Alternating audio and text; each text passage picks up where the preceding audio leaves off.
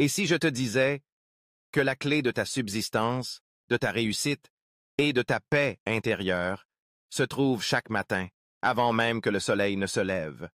Le prophète Muhammad, paix et bénédiction sur lui, nous l'a révélé dans un hadith bouleversant. Mais combien d'entre nous dorment pendant que la baraka est distribuée? Abonne-toi dès maintenant à cette chaîne pour ne plus passer à côté des secrets spirituels qui peuvent transformer ta vie, Inch'Allah. Et ensemble, récitons cette prière d'amour et de gratitude. Allahumma salli ala Muhammad wa ala ali Muhammad, kama sallaita ala Ibrahim wa ala ali Ibrahim. Innaka hamidun majid.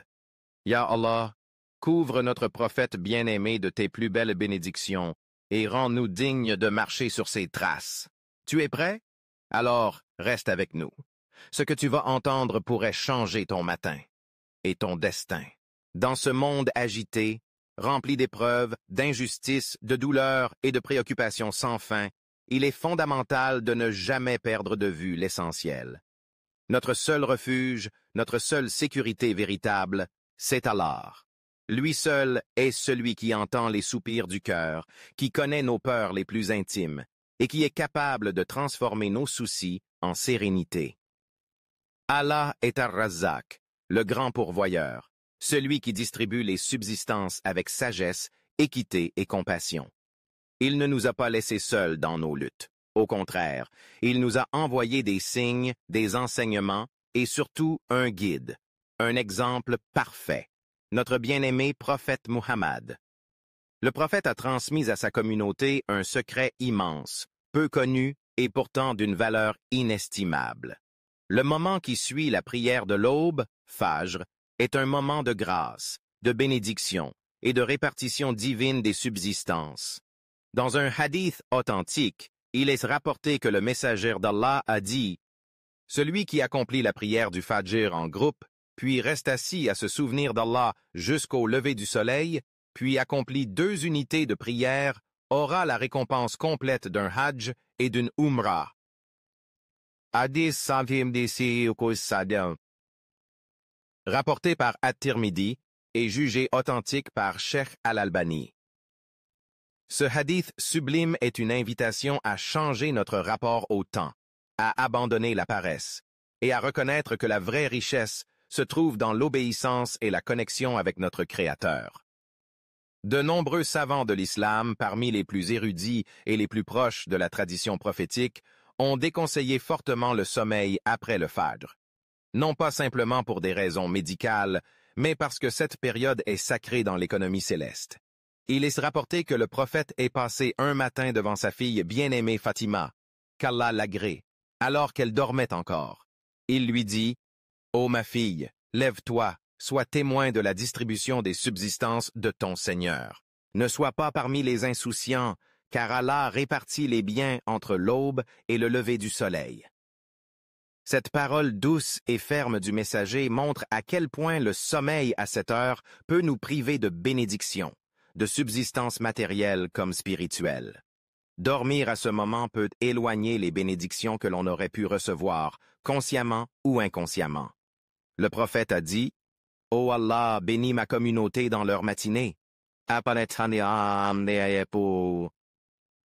Rapporté par Abu Daoud. C'est une invocation que le prophète faisait régulièrement. Il demandait à Allah que les actions entreprises dès le matin soient une source de bénédiction, de réussite, de subsistance et de satisfaction. Ceux qui adoptent cette habitude du lever matinal ressentent souvent une clarté d'esprit, une énergie et une sérénité uniques. Les savants expliquent que la baraka, bénédiction, ne réside pas dans la quantité d'efforts, mais dans le moment et la sincérité de l'action. Ainsi, 1 heure passée dans l'obéissance au matin peut être plus fructueuse qu'une journée entière d'efforts déconnectés de l'intention divine. Un équilibre entre adoration et repos. Contrairement au sommeil après le Fajr, le prophète encourageait la sieste, Qailullah, surtout entre la prière de Dour, midi, et celle de Asr, milieu d'après-midi. Cette sieste n'est pas un luxe, mais une tradition prophétique profondément enracinée. Anas ibn Malik, qu'Allah l'agrée, a dit Nous faisions la sieste après la prière du vendredi avec le prophète. Cette pratique repose sur une sagesse. Elle permet à l'âme de se reposer, au corps de récupérer et de mieux se préparer pour les prières et les activités de l'après-midi. Celui qui souhaite dormir doit choisir ce moment et éviter les périodes déconseillées comme celles après le fajr ou après le maghrib, coucher du soleil. Parmi les autres moments que les savants ont déconseillés pour dormir figure celui après la prière de Asr. Il a été rapporté que le prophète détestait le sommeil après le coucher du soleil, car cela marque le début de la nuit et le temps des invocations, de la préparation pour la prière du Maghrib, puis du Isha.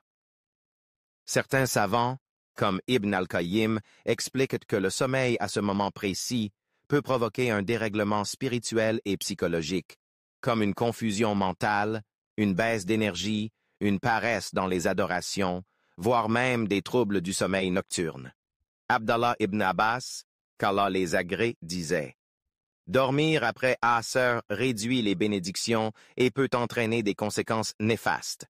Ce n'est donc pas simplement une question d'habitude, mais une sagesse divine, inscrite dans le cycle du jour et de la nuit, que nous sommes invités à respecter. » Devant ces enseignements prophétiques si précieux, notre cœur ne peut que s'humilier et demander à Allah. Ô Allah, fais-nous bénéficier de ta protection et de ta bonté. Répands sur nous ta miséricorde et couvre-nous de ta bienveillance. Garde-nous éveillés et lucides dans les heures de ta bénédiction. Aide-nous à suivre l'exemple de ton messager bien-aimé et ne nous rends pas insouciants aux heures sacrées. Toi seul es le miséricordieux des miséricordieux.